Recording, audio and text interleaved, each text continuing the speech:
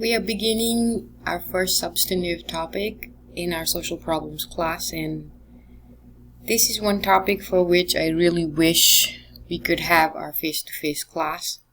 It is a difficult topic, and therefore I wanted to start by just sharing these helplines that are available for folks. So the first one is for the National Sexual Assault Helpline from RAIN, which is highly rated in terms of privacy and compassion and so on. And then we have some local helplines with the Contra Costa DA's office, specifically the Domestic Violence Unit. Then you have STAND, which is a local Contra Costa organization, and then the National Domestic Violence Hotline. Now this is more relevant than ever because the COVID-19 situation with the pandemic and the lockdown has exacerbated the already alarming numbers of domestic violence cases. So both as a result of the lockdown situation as well as economic hardships that folks are experiencing, much higher levels of stress and anxiety and so on. So in sociology, we of course say that we learn through discomfort, and again, these topics are really upsetting. One of the things that was mentioned in Schwab already was this idea of false parallels. And often we have a tendency to equate sexual objectification of men with sexual objectification of women. And I think as sociologists, again, we have to always rely on data to argue against equating these two phenomena. For instance, sexual assault is directly connected to sexual objectification of women because it's an indicator, again, of the larger culture that we exist in. I expand on that in our lecture on toxic masculinity when we look at rape culture. And so if you look at instances of sexual objectification of men, first of all, there are much fewer instances, and of course we shouldn't be objectifying either men or women. But for women, the consequences are life-threatening. Right? So as the subordinate group in a patriarchal society, we know that nearly 30% of all female homicide victims were known to have been killed by their husbands, former husbands, or boyfriends. And so if you are trying to understand gender violence, as sociologists, you will have to bring in the analysis of gender identity, and gender roles in our society.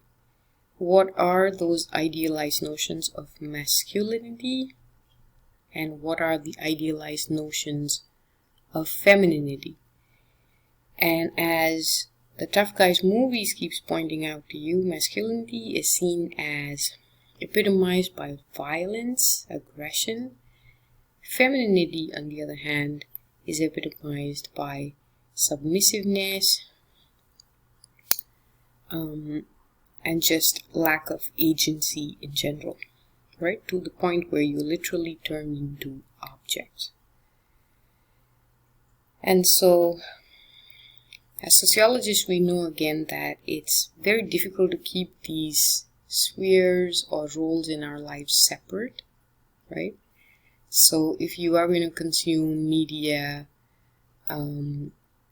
that's misogynist and so on, even though you're not necessarily seeing yourself as a perpetrator of violence, we're all absorbing that misogyny, violence against women is okay, is normalized, right? And these images are pervasive in our advertising. I have just a couple of examples up there. Normalized, trivialized, and these jokes about sexual assault and women as objects are everywhere in our culture, whether it's in advertising or pornography or mainstream media and so on. And so, as I was saying, the consequences are quite a bit different. 1 in 4 North American women will experience sexual assault in their lifetime. Part of this gender analysis is also going to consider the catch-22s that women face in our society. So, as a part of that catch-22, what we mean is these contradictory roles that women, just like other subordinate groups, are expected to occupy. Being in a catch-22 means it's a lose-lose situation, and I found this image to be very representative of that. If you look closer, you find this woman's leg marked at different levels, all the way from matronly up to whore, right? And at each level, there's a particular judgment associated with that. Again, highlighting that lose-lose situation. And of course, you can transpose that onto other characteristics. So if you are very assertive, you might be seen as bossy, bitchy, belligerent in the corporate world and in other contexts as well. And at the same time, women might be seen as not good enough as leaders because they are not assertive enough. They lack gravitas. Right? So those catch-22s come up in many different situations, but especially in our topic of sexual assault and violence, we often have a tendency to blame the victim in a rape culture, which means that, why were you dressed so sexy? You were asking for it, right? And at the same time in our culture, young women, or even in fact girls, younger and younger, are getting the message very early on that if you want to be worth anything, you better be sexy, right? So there's a constant contradiction and contradictory messages that women have to encounter in our society. I also wanted to share this depressing piece of news with folks. Of course, we are a social problems class. We do talk about depressing issues. But studies show that women are more likely to be raped while in college than in the real world, so to speak. And the Title IX, which many of us remember only as this thing which says women should have equal resources when it comes to sports, etc., was in fact a law that is meant to protect women from harassment and assault. And yet the data keeps showing us that girls are more safe not going to college rather than coming to this institution of higher learning, which you would think is a progressive context. So again, this highlights the catch-22 or the double bind that women encounter, which the first picture is showing the witch hunt era, right? If she dies, she's innocent. If she survives, she's a witch, which is like an impossible situation. But unfortunately, that resonates with what we encounter in present times. You see that this is referring to the Me Too movement, and brave women who came forth with allegations during the Me Too movement. Unfortunately, if you analyze the aftermath of that, researchers find that they're not hailed as heroes. They're seen as troublemakers, right, who brought shame to the organization, etc. If she seems okay, nothing happened. If she claims it was an assault, she's just seeking attention. So I assigned readings to you which look at domestic violence in detail, and I wanted to specifically address this contradictory analysis that we have in the literature on domestic violence. Some folks who argue that both men and women are perpetrators of domestic violence, and on the other hand, other folks who argue that it's primarily men who perpetrate domestic violence and women are primarily the victims or survivors of domestic violence. And Johnson's interview is very useful in pointing out that there can be different types of domestic violence. Intimate terrorism, which is also known as patriarchal terrorism, is violence enacted in the service of taking general control over one's partner. This is where you are talking about isolating the partner, you're monitoring each and everything, what they're eating, who they're calling over the phone, when they're using the restroom, etc. Right? And this tends to be perpetrated most of the times by males who see their spouse as property. Then you have the situational couple violence, where both men and women can be perpetrators of violence. It's not embedded in a general pattern of power and control, but it's a function of specific conflicts or stressors. Could be adultery, could be money problems, etc. And then you have violent resistance, which is different from self-defense legally, right? So violence utilized in response to intimate terrorism, right? So someone who's a survivor of long-term intimate terrorism and then retaliates as feeling like that's the only choice they have.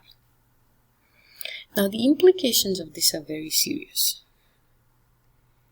Some families suffer from occasional outbursts of violence, right? But other families are terrorized by systematic male violence.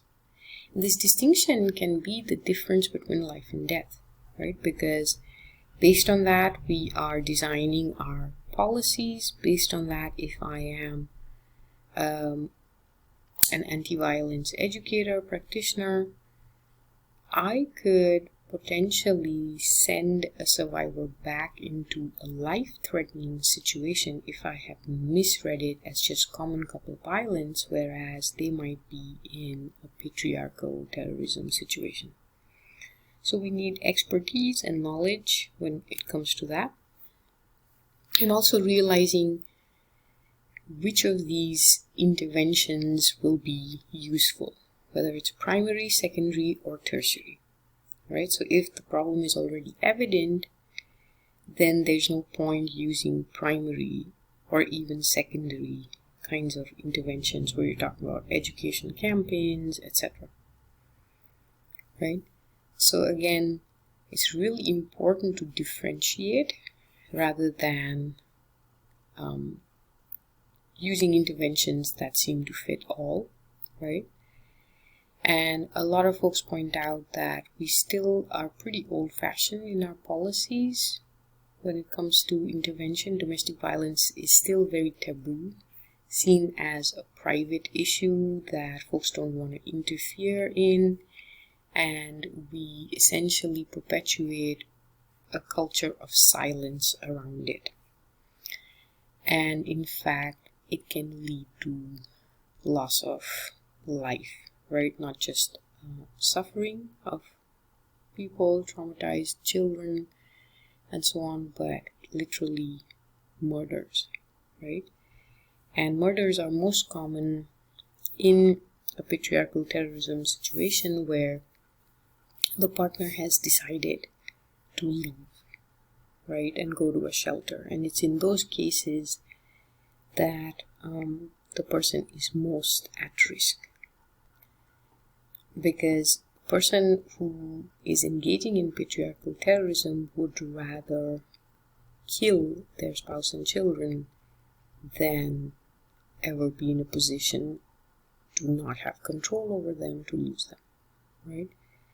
So that's a big part of their identity. So identifying those different types of situations, again, becomes really important. In the next few minutes, in a different mini lecture, we will talk about how we can combat sexual violence.